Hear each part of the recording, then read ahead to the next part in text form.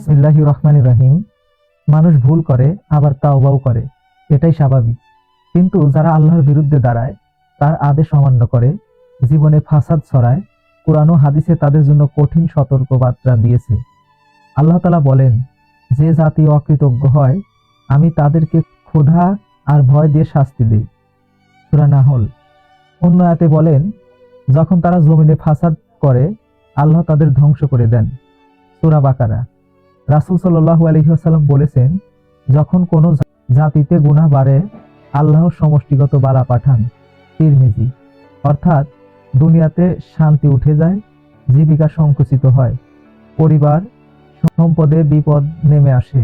আল্লাহ তাআলা বলেন, যারা আমার আয়াত অস্বীকার করে আমি তাদের আগুনে পুড়াবো, চামড়া পুড়ে গেলে নতুন চামড়া দেব। সূরা নিসা।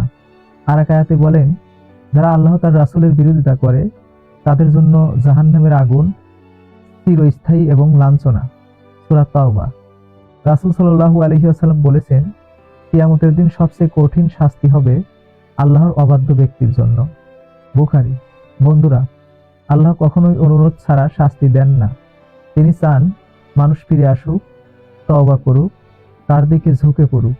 যে ফিরে আসে সে দুনিয়া ও আখিরাতে শান্তি পায়, আর যে বিদ্রোহ করে তার জন্য রয়েছে ভয়াবহ পরিণতি।